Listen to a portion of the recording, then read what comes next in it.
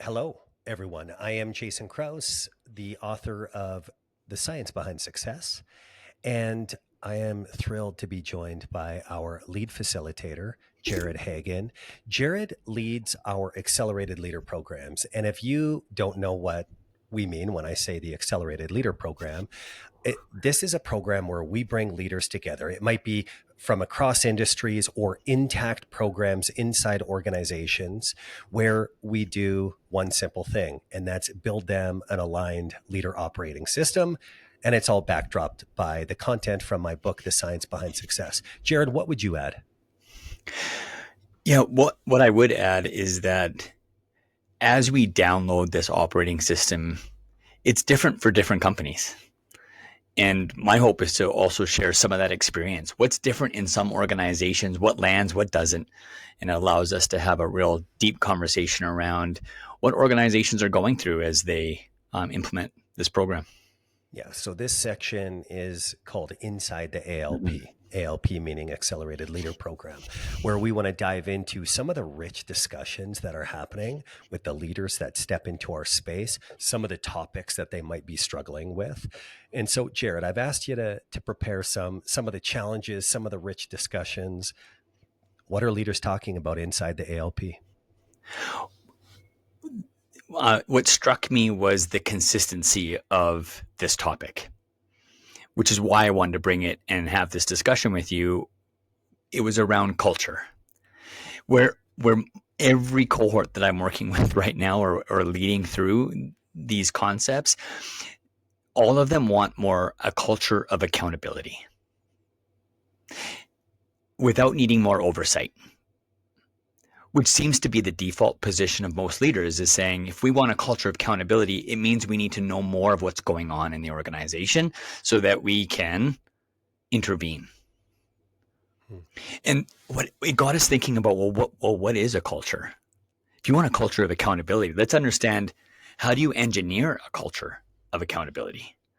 And that's where some of this rich discussion is happening, is around where most of the leaders, they think they know their culture, but it's a culture that's happened. Either it's a new leader that's just jumped into a culture that's now leading it, and they haven't spent the time to determine, is this the right culture? Mhm. And when they determine, hey, we need to re-engineer, that's the language we use inside the ALP. When you want to re-engineer a culture, how do you do it? If you want a culture of accountability because it doesn't exist, well, how do you engineer anything? And we start with culture. How do you do it? What does it mean to you to engineer a culture? Um, I've said it before in our program that um, a lot of it can start with your values, but a lot of it isn't what's written on the walls. It's what happens in the halls. It's what people say. It's what people do. When people leave the organization, it's how they talk about the organization once they've left. It's those stories, I think, is what tells you what your culture is. So then how do you create an environment where you're being more intentional about what you want people to say and think about your organization? And then how do you engineer that Yeah. the right way? Yeah. It's a part of it is being intentional about the type of culture and the things that you want to build into it. But it's also being aware of the things in your culture right now that are creating drag and barriers towards that culture. And the classic example is from my book, that senior executive who worked with the door closed, who, when they left their office, they had their head in their phone walking fast, and how that spreads like a virus and everyone else thinks they have to behave that way, becoming an isolated workforce of head down fast walkers through the halls. But you have to be able to see those or expose those blind spots. Yeah, and I think what also amazed me is that some of the leaders that I'm working with, um, they haven't been that intentional, and I think that's been an aha moment for them. Is, okay, wait a moment, culture happens, whether it's by design or by disaster, and regardless, if you're not paying attention to it, you have one. So and maybe that's the first step. It's going, hey, what is our culture? Step one, we have one. What is it? And what parts do we like that we want to keep? And what is it that we're not getting out of this culture? And how do we then, that's probably your first step. Well, I'll even drill down on that a little bit in that your culture is always growing. It's that petri dish that everyone steps into every day. It's either growing or mutating into something that's undesirable that maybe you don't spot until down the line, or it's something that's growing and positively mutating into something that we're proud of. The greatest expression of the values versus the weaponization and the toxicity of our values if we're not using them. Yeah. And as you're saying that, what it gets me thinking is that um, I think most people get so busy in their organization that they don't spend the real valuable time of watching that and looking for it. They just walk in, the day takes over. It's the end of the day, but fast forward that, it becomes the end of the year. Yeah. And there's been no time in development around what I would consider one of your most crucial components of your business. What is your culture? Is it propelling us forward? Is it growing in the right way, or is it growing in the wrong way? And you said it, busy, right? Leaders have significant responsibilities. Many of them are still working leaders, which is so difficult to context switch between the delivering the tasks inside the business and creating the conditions for success to occur. But as we say to leaders frequently when we're running SLTs, is that the raging torrent of pace inside your business will always erode the best things first, Yeah. the best parts of your culture, the values that we say are important. All of those erode until everything's exposed and people are wondering what is going on here. Yeah. Yeah. It's not until the disaster happens that now we have to make time to think about it. But I also think when we talk about culture, I do think the leaders feel like it's very, can I use the word nebulous? Like, what do you mean by culture? And I think if we can simplify culture as it's the way people show up, it's their behaviors that, that what they're saying, what they're thinking, what they're doing, it makes things more real when you can start thinking about what are the behaviors that we want in our organization, and what are the behaviors that maybe we're tolerating that we shouldn't be, that's causing our culture or our teams to show up not in the right way. Yeah, those, I mean, the metaphor, the image when you say that, the behaviors in our culture are like little drops into the solution, the water that we swim in. And if those drops are toxic, if those drops are negative, then it's going to slowly pollute the water. Versus if they're amplifiers, if they're multipliers Mm-hmm. of performance, and the things that often come out, the recognition, the clarity, the inspiring vision, those drops into the water that we swim in tend to increase the likelihood that we have a culture that we're proud of. Yeah. Yeah. And I think if you have any conversation with the leaders that we have, it's when you ask them about what behaviors signal excellence for you that you just are so proud of to have in your organization. It's easier for them to start a conversation about that. They know deep in their heart and their mind around what the behaviors they want in their organization. And when you think about accountability, well, what are the behaviors that demonstrate accountability for you that you know signals excellence? And what are the ones that signal mediocrity, like Yeah. where you know you just don't want? And that's when the real robust conversations can happen. Because what I'm hearing then, if you can get clear about what those signals are that you want to see in your space, then you can start to cultivate more of those, and that becomes your culture. That's what becomes your culture, because now that you've been so clear on the behaviors that that signal excellence, that you see it.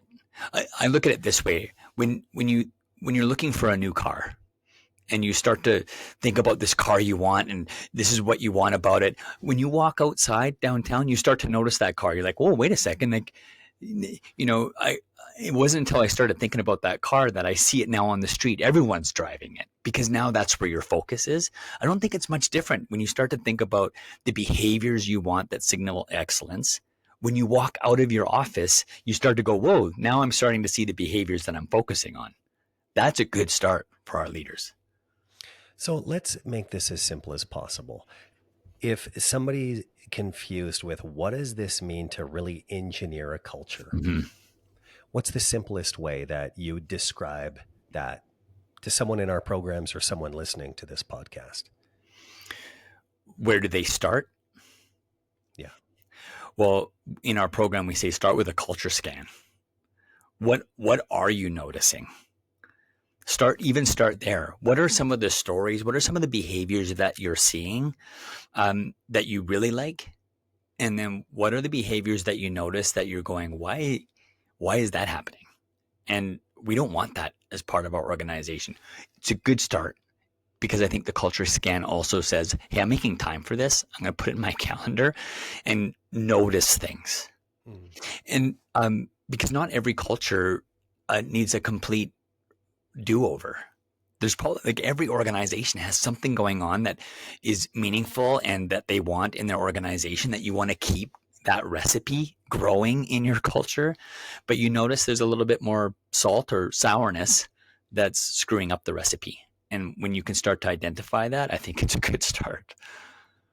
I love that. You start by noticing because that grows your awareness, and awareness is the entry point to any type of transformation, big or small. Yeah. And then I think the next step is okay. Obviously, what do you want to keep growing? What do you want to get out or kick off the island, if you will? Though that you're tolerating that you shouldn't be, that you know is making your recipe sour. But then what's missing, right? Like every recipe, you can add a little touch of this, a touch of that makes the flavor even better. And I think that's often where I suggest to any leader is to say, start with your values. Because obviously you've given it thought that you want your values to be showing up in that recipe. But what's interesting is that when you ask leaders, they can spout off their values. They put it in an acronym or whatever it might be so that everyone remembers. But when you ask them, what are the behaviors that signal excellence in that value? You'll get different answers. Mm. And on the flip side, what are the behaviors that might be easy to miss but are a violation of that value? Yeah. Yeah. It's the other side of it. Because I think when you can clearly identify that, then you can start thinking about, okay, well, what are the actions now that we need, the behaviors that we need in our organization that are non-negotiable? It's interesting. I was working with a leader just in a cohort this week inside the LP, and we talked about their values. And I suggested to the group, I've seen leaders put values in action as part of their every agenda. Every agenda starts with a 5-minute discussion around where they've seen the values in action. And it rotates. Someone takes on that role. They know it's coming up. Then what happens is they start to look for those stories. Now we're looking for it. Like I think that's what leaders need to be thinking about is how am I and how is my team looking for the behaviors that signal excellence and talk about it. Like even if you did that every meeting all year, your culture will start to grow in the right way.